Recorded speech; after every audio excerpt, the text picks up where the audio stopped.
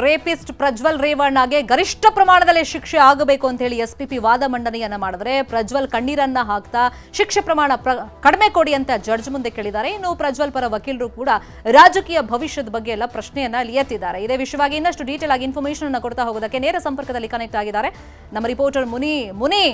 ಈಗ ಎಸ್ಪಿಪಿ ವಾದ ಹೆಂಗಿತ್ತು, ಅದ್ರ ಜೊತೆಯಲ್ಲಿ ಈಗ ಪ್ರಜ್ವಲ್ ಕಣ್ಣೀರನ್ನ ಹಾಕ್ತಾ ಏನ್ ರಿಕ್ವೆಸ್ಟ್ ಅನ್ನ ಮಾಡ್ಕೊಂಡಿದ್ದಾರೆ, ಪ್ರಜ್ವಲ್ ಪರ ವಕೀಲರು ಕೂಡ ರಾಜಕೀಯ ಷಡ್ಯಂತ್ರ ಅಂತೆಲ್ಲ ಹೇಳ್ತಾ ಇದ್ದಾರೆ. ಸೊ ಈಗ 2:45 ಏನಾಗುತ್ತೋ ಅನ್ನೋ ಕುತೂಹಲದ ಮಧ್ಯದಲ್ಲಿ ಇದನ್ನೆಲ್ಲ ಜಡ್ಜ್ ಕನ್ಸಿಡರ್ ಮಾಡಬಹುದಾ ಇವ್ರ ಮನವಿಯನ್ನ? ಶಮಿತಾ, ಏನು ಅತ್ಯಾಚಾರ ಪ್ರಕರಣದಲ್ಲಿ ಪ್ರಜ್ವಲ್ ರೇವಣ್ಣ ಏನು ದೋಷಿ ಅಂತೇಳಿ ನಿನ್ನೆ ಕೋರ್ಟ್ ತೀರ್ಪು ಕೊಟ್ಟಿತ್ತು. ಇವತ್ತು ಈ ಒಂದು ತೀರ್ಪಿಗೆ ಸಂಬಂಧಪಟ್ಟಂತೆ ಒಂದು ಶಿಕ್ಷೆ ಪ್ರಮಾಣವನ್ನು ಕೂಡ ಇವತ್ತು ಪ್ರಕಟ ಮಾಡ್ತಾ ಇರೋದು. ಇದಕ್ಕೂ ಮುನ್ನ ಏನು ಎರಡು ಕಡೆ ಒಂದು ವಕೀಲರಿಂದ ವಾದ ಮತ್ತೆ ಪ್ರತಿವಾದ ಕೂಡ ಆಯಿತು. ಏನು ಎಸ್ಪಿಪಿ ಅವರು ಕೂಡ ಒಂದು ಪ್ರಜ್ವಲ್ ರೇವಣ್ಣ ಅವರಿಗೆ ಗರಿಷ್ಠ ಶಿಕ್ಷೆಯನ್ನ ವಿಧಿಸಬೇಕು ಅಂತೇಳಿ ನ್ಯಾಯಾಲಯಕ್ಕೆ ಒಂದು ಮನವಿಯನ್ನು ಕೂಡ ಮಾಡಿಕೊಂಡ್ರು. ಯಾಕಂದ್ರೆ ಆರೋಪಿ ಏನಿದ್ದಾನೆ ಈತ ಪ್ರಬಲ ವ್ಯಕ್ತಿ ಮತ್ತೆ ಎಂಪಿ ಕೂಡ ಆಗಿದ್ದಂತಹ ವ್ಯಕ್ತಿ, ಈತ ಒಂದು ಏನು ಸಾಕಷ್ಟು ಪ್ರಾಬಲ್ಯವನ್ನು ಹೊಂದಿರುವಂತಹ ವ್ಯಕ್ತಿ ಕೂಡ ಆಗಿದ್ದ. ಈತ ತನ್ನ ಮನೆಯಲ್ಲಿ ಕೆಲಸ ಮಾಡದಿದ್ದಂತ ಏನು ಮಹಿಳೆಯನ್ನ ಅತ್ಯಾಚಾರ ಎಸಗಿರುವುದು ಮತ್ತೆ ಆಕೆಗೆ ಕಿರುಕುಳ ಕೊಟ್ಟಿರೋದು ಕೂಡ ಆಗಿದೆ. ಆದ್ರಿಂದ ಆ ಒಂದು ಏನು ಅತ್ಯಾಚಾರ ಅಲ್ಲದೆ ಅದನ್ನ ಮೊಬೈಲ್ ನಲ್ಲಿ ವಿಡಿಯೋ ಮಾಡಿ ಪದೇ ಪದೇ ಒಂದು ಬ್ಲಾಕ್ ಮೇಲ್ ಕೂಡ ಮಾಡಿದ್ದಾರೆ ಅನ್ನೋ ಒಂದು ಆರೋಪಗಳು ಕೂಡ ಇದೆ. ಅದಕ್ಕೆ ಪೂರಕವಾಗಿ ಸಾಕಷ್ಟು ವಿಡಿಯೋಗಳು ಇದಾವೆ ಮತ್ತೆ ಸಾಕ್ಷಿಗಳು ಕೂಡ ಆತನ ವಿರುದ್ಧ ಒಂದು ಹೇಳಿಕೆಯನ್ನು ಕೂಡ ದಾಖಲು ಮಾಡಿದ್ದಾರೆ. ಆದ್ರಿಂದ ಆತನಿಗೆ ಗರಿಷ್ಠ ಪ್ರಮಾಣದಲ್ಲಿ ಒಂದು ಶಿಕ್ಷೆಯನ್ನ ಕೊಡಬೇಕು ಅಂತೇಳಿ ಕೂಡ ಒಂದು ಮನವಿಯನ್ನ ಮಾಡಿಕೊಂಡ್ರು. ಮತ್ತೆ ಏನು ಆಕೆ ಏನು ಎಂಪಿ ಪ್ರಜ್ವಲ್ ರೇವಣ್ಣ ಇದ್ರೆ ಅವರ ಮನೆಯಲ್ಲಿ ಕೆಲಸ ಕೂಡ ಮಾಡ್ತಾ ಇದ್ರು. ಸುಮಾರು 10 ರಿಂದ 15-20 ಸಾವಿರದ ಒಂದು ಸಂಬಳಕ್ಕೆ ಆಕೆ ಕೆಲಸವನ್ನ ಮಾಡ್ತಾ ಇರ್ತಾರೆ. ಈ ಒಂದು ಸಂದರ್ಭದಲ್ಲಿ ಆಕೆ ಮೇಲೆ ಈ ರೀತಿಯಾಗಿ ಬಲವಂತವಾಗಿ ಒಂದು ಅತ್ಯಾಚಾರ ಎಸಗಿರೋದು ಕೂಡ ಆಗಿರೋದು. ಆದ್ರಿಂದ ಈತ ಪ್ರಬಲ ವ್ಯಕ್ತಿ ಮತ್ತೆ ಎಂಪಿ ಕೂಡ ಆಗಿದ್ದ. ಆದ್ರಿಂದ ಈತನಿಗೆ ಗರಿಷ್ಠ ಪ್ರಮಾಣದ ಶಿಕ್ಷೆ ಅಥವಾ ಜೀವಾವಧಿ ಶಿಕ್ಷೆನ ವಿಧಿಸಬೇಕಂತೇಳಿ ಒಂದು ಮನವಿಯನ್ನು ಕೂಡ ಮಾಡಿಕೊಂಡಿದ್ದಾರೆ. ಮತ್ತೆ ಇದೇ ಸಂದರ್ಭದಲ್ಲಿ ಏನು ಆರೋಪಿ ಪ್ರಜ್ವಲ್ ಪರ ವಕೀಲರು ಕೂಡ ಆತ ಏನು ಯುವ ಎಂಪಿ ಆಗಿದ್ದ ಮತ್ತೆ ಆತನಿಗೆ ಸಾಕಷ್ಟು ವಯಸ್ಸಿದೆ ಮತ್ತೆ ಭವಿಷ್ಯ ಕೂಡ ಇದೆ, ಅದನ್ನ ಪರಿಗಣನೆಗೆ ತೆಗೆದುಕೊಂಡು ಕನಿಷ್ಠ ಪ್ರಮಾಣದ ಶಿಕ್ಷೆನ ವಿಧಿಸಬೇಕು ಅಂತೇಳಿ ಕೂಡ ಒಂದು ಮನವಿಯನ್ನ ಮಾಡಿಕೊಂಡಿದ್ದಾರೆ. ಮತ್ತೆ ಆತನಿಗೆ ವಯಸ್ಸಾದ ತಂದೆ ತಾಯಿ ಇದ್ದಾರೆ ಮತ್ತೆ ಅಜ್ಜ ಅಜ್ಜಿ ಕೂಡ ಇದ್ದಾರೆ.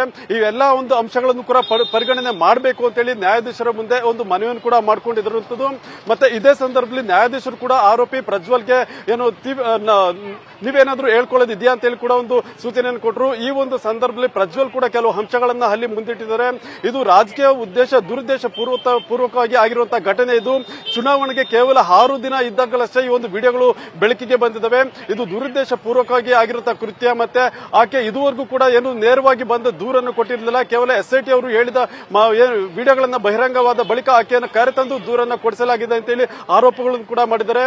ಮತ್ತೆ ಏನು ಈ ಒಂದು ಪ್ರಕರಣಕ್ಕೆ ಸಂಬಂಧಪಟ್ಟಂತೆ ತಾನು ಒಬ್ಬ ಮೆರಿಟ್ ವಿದ್ಯಾರ್ಥಿ ಆಗಿದೆ ಮತ್ತೆ ರಾಜಕೀಯದಲ್ಲಿ ತುಂಬಾ ವೇಗವಾಗಿ ಬೆಳೆದ ಪರಿಣಾಮವಾಗಿ ಈ ರೀತಿ ಆಗಿದೆ ಅಂತೇಳಿ ಕೂಡ ತಮ್ಮ ವಾದವನ್ನ ನ್ಯಾಯಾಧೀಶರ ಮುಂದೆ ಹೇಳ್ತಾ ಕಣ್ಣೀರನ್ನು ಕೂಡ ಹಾಕಿದ್ದಾರೆ. ಶರ್ಮಿತಾ, ಅಂದ್ರೆ ಈಗ ಆತ ಯಾವ ತರ ಅಧಿಕಾರವನ್ನ ಹಣವನ್ನ ದುರ್ಬಳಕೆ ಮಾಡಿಕೊಂಡು ಅದರಲ್ಲೂ ಆ ವಿಡಿಯೋ ಬಗ್ಗೆ ಜಡ್ಜ್ ಕೂಡ ಗರಂ ಆಗಿದ್ರು. ಅಂದ್ರೆ ಆತನ ಮನಸ್ಥಿತಿ ಎಂಥದ್ದು ಅಂತಾನೂ ಕೂಡ ಪ್ರಶ್ನೆಗಳನ್ನ ಮಾಡಿದ್ರು. ಮತ್ತೆ ಇವತ್ತು ಆ ಸಂತ್ರಸ್ತೆಯ ಹೇಳಿಕೆಯನ್ನ ವಕೀಲರು ಅಂದ್ರೆ SPP ಹೇಳುವಂತ ಸಂದರ್ಭದಲ್ಲಿ ಅದರ ಅಗತ್ಯನೇ ಇಲ್ಲ ಅಂತ ಹೇಳ್ಬಿಟ್ರು. ಅಂದ್ರೆ ಆತನ ಮನಸ್ಥಿತಿ ಬಗ್ಗೆ ಜಡ್ಜ್ಗೂ ಕೂಡ ಮನವರಿಕೆ ಆದಂಗೆ ಕಾಣಿಸ್ತಾ ಇದೆ. ಈ ನಿಟ್ಟಲ್ಲಿ ಈಗ ಒಂದ್ ಕಡೆ ಮಾನಹಾನಿಯಾಗಿದೆ, ಒಂಥರ ಒತ್ತಡವನ್ನ ಹೇರಿದ್ದಾನೆ, ಆತ ವಿಡಿಯೋ ಮಾಡ್ಕೊಂಡಿದ್ದಾನೆ. ಆ ವಿಡಿಯೋ ಮೇಲೆನೆ ಸಿಕ್ಕಾಪಟ್ಟೆ ಚರ್ಚೆಗಳಾಗಿತ್ತು. ಅಂದ್ರೆ ಖಾಸಗಿ ಆದಂತ ವಿಡಿಯೋವನ್ನ 4 ಜನರ ಮುಂದೆ ಮಾನ ಹರಾಜು ಹಾಕಿ ಅದನ್ನ ವೈರಲ್ ಮಾಡಿದಂತ ಪ್ರಕರಣ ಕೂಡ ಇಲ್ಲಿ ಕನ್ಸಿಡರ್ ಆಗೋದ್ರಿಂದ ಸೊ ಆ ನಿಟ್ಟಿನಲ್ಲಿ ಯಾವ ತರ ಶಿಕ್ಷೆ ಪ್ರಕಟ ಆಗುವಂತ ನಿರೀಕ್ಷೆಗಳಿದೆ? ಶರ್ಮಿತಾ, ಈ ಒಂದು ಪ್ರಕರಣದಲ್ಲಿ ಆರೋಪಿ ಏನು ಪದೇ ಪದೇ ಮನೆ ಕೆಲಸದ ಮೇಲೆ ಒಂದು ಅತ್ಯಾಚಾರವನ್ನು ಎಸಗಿರೋದು ಇದು ಒಂದು ರೀತಿ ದೈಹಿಕ ಹಿಂಸೆ ಕೂಡ ಅಂತೇಳಿ SPP ಅವರು ಒಂದು ವಾದವನ್ನು ಮಾಡಿದ್ದಾರೆ. ಇದನ್ನ ನೋಡಿದ್ರೆ ಆತನ ಮನಸ್ಥಿತಿ ಎಂತದ್ದು ಅಂತೇಳಿ ಕೂಡ ಗೊತ್ತಾಗುತ್ತೆ. ಮತ್ತೆ ಈಗಾಗಲೇ ಏನು ಕೆಲವು ವಿಡಿಯೋಸ್ ಪತ್ತೆಯಾಗಿದೆ ಮತ್ತೆ ಅದರಲ್ಲಿ ಇರುವಂತಹ ಕೆಲವು ಸಂತ್ರಸ್ತರ ಹೇಳಿಕೆಯನ್ನು ಕೂಡ ದಾಖಲು ಮಾಡಿಕೊಳ್ಳಲಾಗಿದೆ. ಅವರು ಹೇಳಿಕೆಯನ್ನ ನೋಡದೆ ಈತ ಯಾವ ರೀತಿ ಒಂದು ಕೃತ್ಯವನ್ನು ಎಸಗಿದ ಅಂತೇಳಿ ಕೂಡ ಗೊತ್ತಾಗುತ್ತೆ. ಆದ್ರಿಂದ ಈ ಎಲ್ಲ ಒಂದು ಅಂಶಗಳನ್ನ ಪರಿಗಣಿಸಿ ಆತನಿಗೆ ಗರಿಷ್ಠ ಶಿಕ್ಷೆಗೆ SPP ಅವರು ಕೂಡ ಒಂದು ಮನವಿಯನ್ನು ಮಾಡಿದ್ದಾರೆ.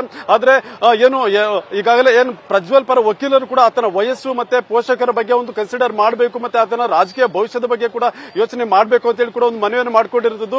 ಅದರಿಂದ ಈ ಎಲ್ಲಾ ಅಂಶಗಳು ಕೂಡ ವಾದ ಮತ್ತೆ ಪ್ರತಿವಾದ ಎಲ್ಲವನ್ನೂ ಕೂಡ ಆಲಿಸಿದಂತಹ ನ್ಯಾಯಾಲಯ 2:45ಕ್ಕೆ ಇದಕ್ಕೆ ಸಂಬಂಧಪಟ್ಟಂತ ತೀರ್ಪನ್ನು ಪ್ರಕಟ ಮಾಡೋದಕ್ಕೆ ಒಂದು ಆದೇಶವನ್ನು ಕೂಡ ಕಾಯ್ದಿರಿಸಿರುವುದು. ಅದರಿಂದ 2:45ಕ್ಕೆ ಯಾವ ರೀತಿ ಆದೇಶ ಬರುತ್ತೆ, ಅವರಿಗೆ ಎಷ್ಟರ ಮಟ್ಟಿಗೆ ಶಿಕ್ಷೆ ಪ್ರಮಾಣ ಪ್ರಕಟ ಆಗುತ್ತೆ ಅನ್ನೋದು ಕುತೂಹಲ ಈಗ ಕೂಡ ಕಾಡ್ತಾ ಇದೆ. ಯಾಕಂದ್ರೆ ಒಂದು ಕಡೆ ಅವರ ಪ್ರಜ್ವಲ್ ವಯಸ್ಸು ಮತ್ತೆ ರಾಜಕೀಯ ಭವಿಷ್ಯದ ಬಗ್ಗೆ ಬಗ್ಗೆ ಅವರ ಪರ ವಕೀಲರು ಮನವಿಯನ್ನ ಮಾಡ್ತಾ ಇದ್ದಾರೆ. ಮತ್ತೊಂದು ಕಡೆ ಆತ ಯಾವ ರೀತಿ ಕೃತ್ಯಗಳನ್ನು ಎಸಗಿದ್ದಾರೆ ಮತ್ತೆ ಎಷ್ಟು ಮಂದಿಗೆ ಈ ರೀತಿಯಾಗಿ ಏನು ಕೃತ್ಯಗಳನ್ನು ಎಸಗಿದ್ದಾನೆ ಅನ್ನೋದ್ರ ಬಗ್ಗೆ ವಿಡಿಯೋಗಳು ಸಹ ಇದೆ ಅಂತೇಳಿ SPP ಅವರು ಕೂಡ ಒಂದು ಕೋರ್ಟ್ನ ಗಮನಕ್ಕೆ ತರೋದ್ರಲ್ಲಿ ಕೂಡ ಯಶಸ್ವಿಯಾಗಿರೋದು. ಅದರಿಂದ ಈಗ 2:45ಕ್ಕೆ ಈ ಒಂದು ಆದೇಶ ಪ್ರಕಟ ಆಗುತ್ತೆ. ಮತ್ತೆ ಎಷ್ಟು ಪ್ರಮಾಣದಲ್ಲಿ ಶಿಕ್ಷೆ ಆಗುತ್ತೆ ಅನ್ನೋದು ಕೂಡ ಕೆಲ ಹೊತ್ತಿನಲ್ಲೇ ಗೊತ್ತಾಗುತ್ತೆ. ಶರ್ಮಿತಾ, ಥ್ಯಾಂಕ್ ಯು ಮುನಿ, ಈ ಕ್ಷಣದ ಮಾಹಿತಿಗೆ 2:45 ನೋಡೋಣ ಏನಾಗುತ್ತೆ.